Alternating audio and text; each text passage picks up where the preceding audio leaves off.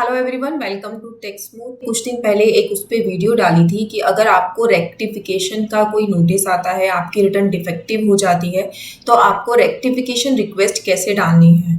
तो उस वीडियो के ऊपर अब जो कमेंट्स आ रहे हैं वो इस तरीके के आ रहे हैं कि हम अगर रेक्टिफिकेशन ना डाल के अगर मैं फ्रेश रिटर्न अपलोड करना चाहूँ या फिर रिटर्न को रिवाइज करना चाहूँ तो क्या वो पॉसिबल है। क्योंकि अगर मैं टेक्निकली देखूँ तो रेक्टिफिकेशन को फाइल करना, रेक्टिफिकेशन का जो आपको नोटिस आया है उसके अगेंस्ट रिटर्न फाइल करना डिफिकल्ट है एज कंपेयर कि आप ओरिजिनल रिटर्न अपलोड कर दो या फिर उस रिटर्न को रिवाइज कर दो। तो उसी ऑप्शन को ऑप्ट करने से रिगार्डिंग हमारे पास कमेंट्स आ रहे हैं कि क्या हम इस रिटर्न को रिवाइज नहीं कर सकते या फिर हमको इसको जो है एक बार फिर से as a original return upload नहीं कर सकते, क्या रेक्टिफिकेशन का ही रिप्लाई डालना ज़रूरी है।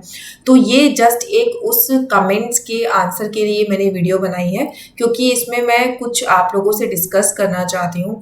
देखिए, नोटिस आपको किस तरीके का आता है, कैसे आपको उसका रिप्लाई फाइल करना है, वो सब हम अपनी लास्ट वीडियो में डिस्कस कर चुके हैं। उसका लिंक मैं आपके लिए डिस्क्रिप्शन बॉक्स में दे दूंगी अगर आपने अभी भी वीडियो चेक नहीं करी है तो।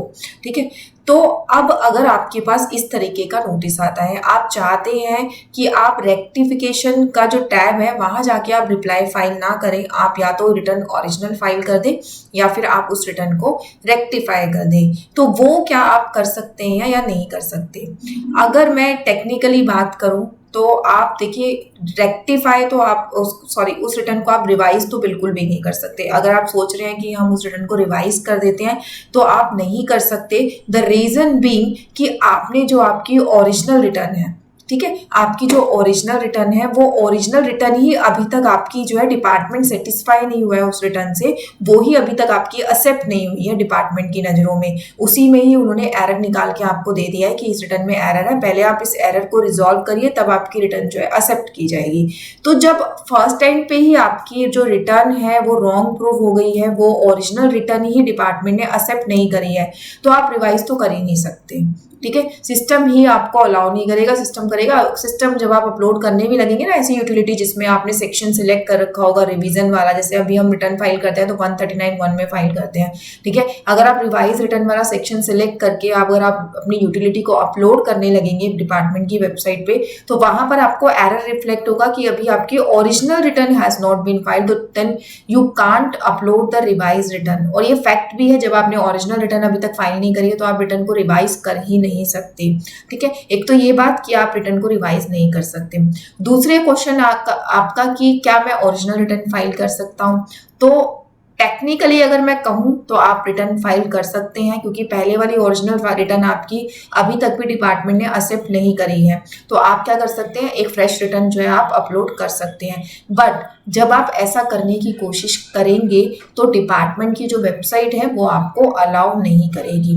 99% केसेस में ऐसा देखा गया है कि रिटर्न जो है जब आप फ्रेश रिटर्न अपलोड करते हैं तो वो अलाउ नहीं की जाती। उसके पीछे भी एक रीज़न है कि आपकी एक रिटर्न ऑलरेडी अपलोडेड है और वो रिटर्न जो है अभी डिपार्टमेंट ने पास नहीं की है, अभी आपकी रिटर्न एज अ सबमिट नहीं मानी जा रही, बट स्टिल डिपार्टमेंट की नज़रों में अभी डिपार्टमेंट ने उसके अंदर जो खामियां थी वो आपको निकाल के दी हैं कि आप इसको सॉल्व करो। तो अभी वो डिपार्टमेंट के जो पैरामीटर्स हैं उसको अभी कंप्लीट कर रही है। ठीक है, तो आप एज अ ओरिजिनल रिटर्न भी आप फाइल नहीं कर पाते। उसमें लिखा हुआ आता है कि अभी आपकी जो ओरिजिनल रिटर्न है आपकी ऑलरेडी सबमिटेड है, you can't file it again. अगर आप यूटिलिटी में एज अ ओरिजिनल रिटर्न जो 139(1) सेक्शन उसको क्लिक करके रिटर्न की जावा यूटिलिटी को अपलोड कर पा रहे हैं तो आप कर लीजिए। बट 99% केसेस में ये प्रॉब्लम आ रही है कि मैं ओरिजिनल रिटर्न भी अपलोड नहीं कर पा रही। तो अब इसका क्या सॉल्यूशन है। देखिए, इसका सॉल्यूशन दो सॉल्यूशन है आपके पास। या तो आपके पास जो रेक्टिफिकेशन का नोटिस आया है,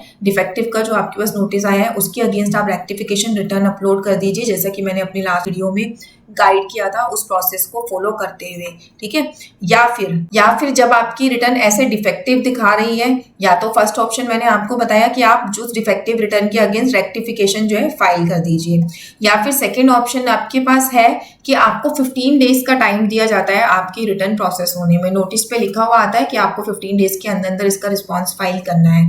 आप उस 15 डेज का ओवर होने का वेट कर सकते हैं, या फिर कई बार होता है गलती से वो 15 डेज जो है हमारे ओवर हो जाते हैं, हमें पता नहीं लगता कि हमारे पास डिफेक्टिव का ऐसा कोई नोटिस आया है, तो अब हम क्या करेंगे? दोनों ही सिचुएशन में आप ये कर सकते हैं।